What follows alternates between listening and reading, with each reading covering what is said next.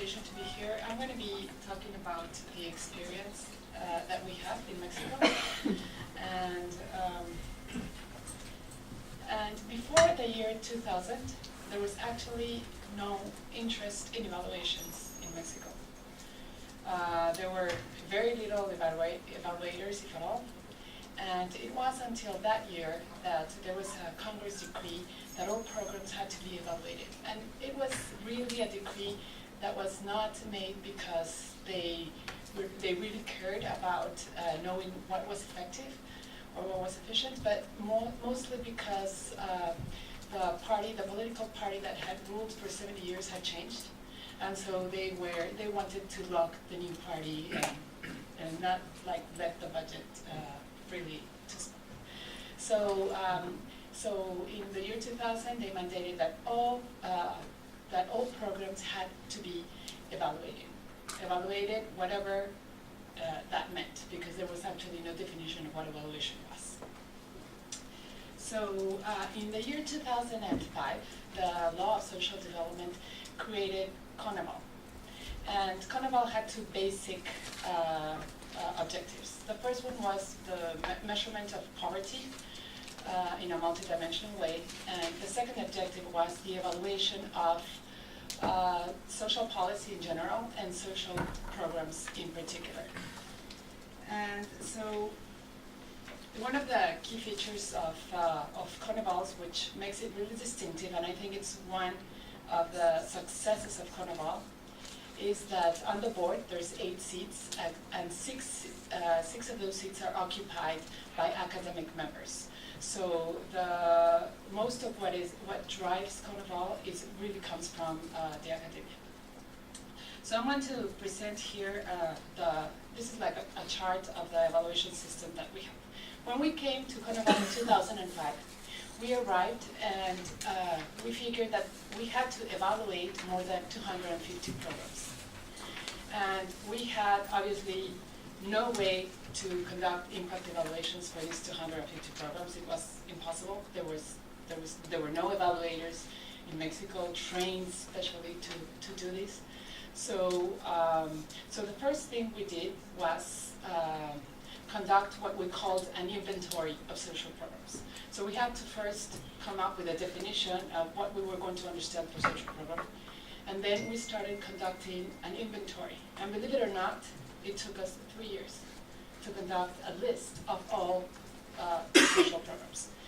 And this is only at the federal level. We have advanced after that, conducting an inventory at the state level, and currently, after 8 years of CONEVAL's launch, we're starting to conduct the inventory at the municipal level, where we have more than 2,000 programs, social programs.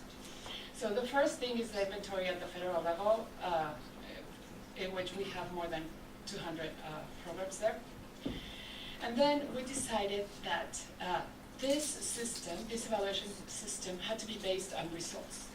We didn't care. We have, for example, we've had a milk program for years, for decades in Mexico. And the only accountability we had about that program before CONEVAL was created was how many liters of milk were delivered and if the money was spent.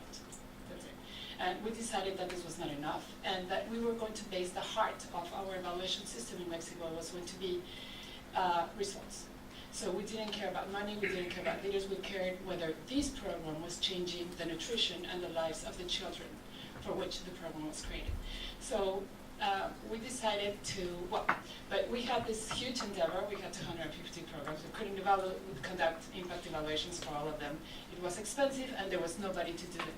So we decided that what we were going to do is create a system which had different kinds of evaluations, and that we were going to select only those programs for which we were going to do impact evaluation. So we have this system by which we conduct first consistency and results evaluation.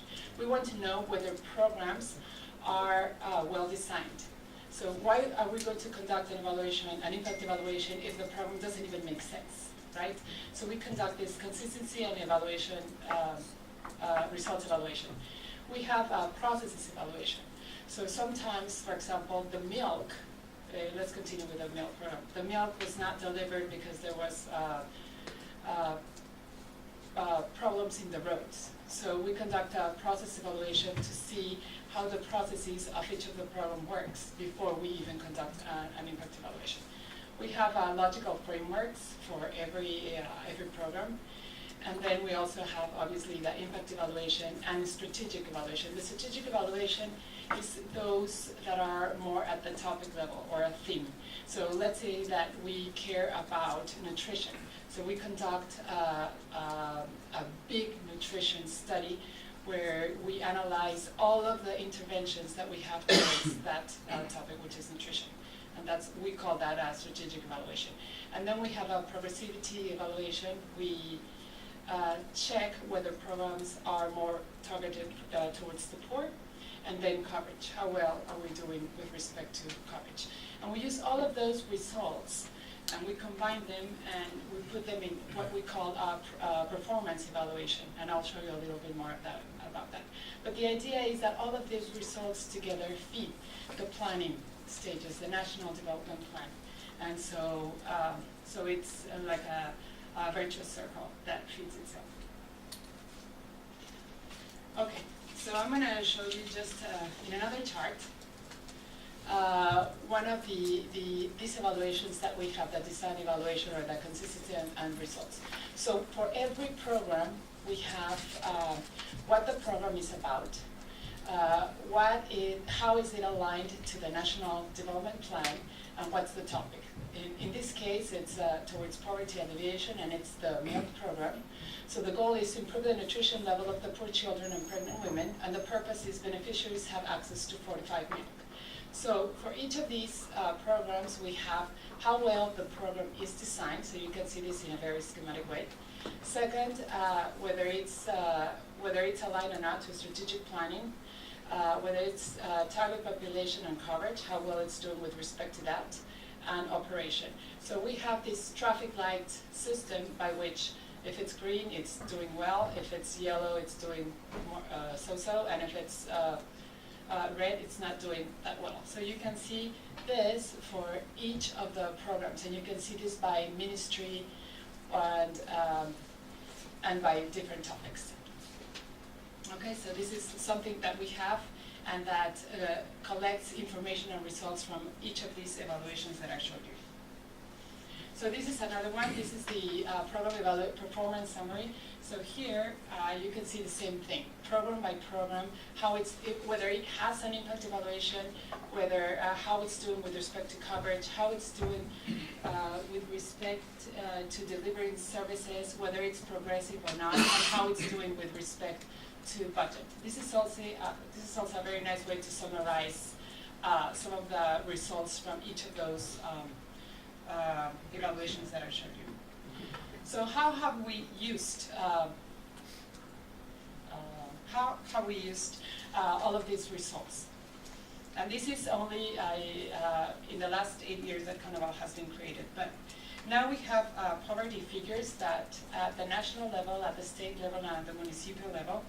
And we have been linking these poverty measures with the evaluations that we get from the programs. So the idea is that programs have to be created in order also to reduce poverty.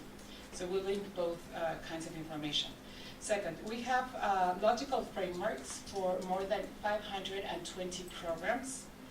20% of all those programs have indicators, results indicators. 140 programs are evaluated every year, and all of these you can find in the internet if you go to CONEVAL's website. Also is that starting the year 2008, the budget office from the Ministry of Finance is using our results to inform the budget, to inform and plan the budget. The Ministry of Finance has used these evaluations very actively for the budget process. The presidency has redefined public policies intended to tackle maternal mortality in Mexico based on the diagnosis of these logical frameworks.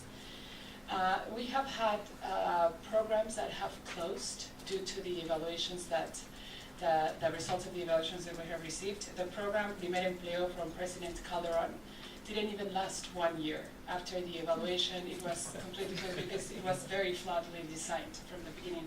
So it didn't even go through an impact evaluation. The design, I'm sure you have heard of the program Oportunidades, has been redesigned several times. The first redesign was the nutritional component because the nutritional component was also not well. And now it's being completely redesigned with the new government to incorporate a productive part, to make people, to improve the employment in people. And there are some things that we consider are necessary for a monitoring and evaluation system to work. One is the institutional component. It's almost impossible to have an evaluation system without changing the institutions. When we got to CONEVAL, we really had a very big ally, which was the Ministry of Finance. They put in their law that things had to be evaluated, and that they had to comply with CONEVAL in order to receive funds for any kind of programs. So this was really what pushed CONEVAL's success with respect to evaluation. Second, technical. It's very hard to conduct evaluations without good evaluators. So when we started up CONEVAL, we were confronted with actually very little evaluators. A lot of evaluations had to be hired from the US and especially international evaluators. And we have been building capacity little by little in Mexico. But it's very important to have the appropriate methodology and trained evaluators. And another thing is, and Cheryl already talked about it as well, information. I mean, one thing is to say, oh, we want to conduct all of these indicators and we want to conduct all of these evaluations, but if there's no good information, it's very hard. So at the same time that you have to build this system, you have to build a good system of a collection of data. Some recommendations that we have learned from CONEVAL, maybe not the easiest way, is that nobody likes to be evaluated. Nobody. And when you're starting a system of this kind, people don't want to share information. They don't want to tell you anything. They don't even want to comply with the rules and the guidelines that we had established. So we learned the hard way that we have to convince them, and we have to work together. So you have to take into consideration and account program managers. You have to convince them that the information is useful, and it's going to be useful not to punish them with respect to budget, but to make things better. So program managers should be heard, and they should work together with the evaluation office. Final recommendations. All the final recommendations that CONEVAL does about each and every program that we have are always discussed and are analyzed by programs. And they can sometimes say, you know what, I don't think you should put this because this is not really true. So we talk about what the final recommendations will be. And I think this has been a very effective thing to do. Programs have an action, after they are evaluated and we discuss what the results are, they have to write a program and a performance action. What are they going to do to improve their program? And they have to comply with that. We come back to them year after year saying, what have you done? Have you improved this? And how have you improved it? And then another thing is that methodologies must be very transparent. Sometimes very complicated econometric techniques are very hard to explain to the public. So we do a very big effort to translate that into just regular speaking for the public so that we can convey the messages that we want to convey. And that is, I think that's something very important. So clear and understandable publications are important. So translate the technical results to the general public. And the last thing is continue to improve capacity building for local researchers. It takes a long time. I mean, you don't produce evaluators in 2 years. It takes time. So thank you.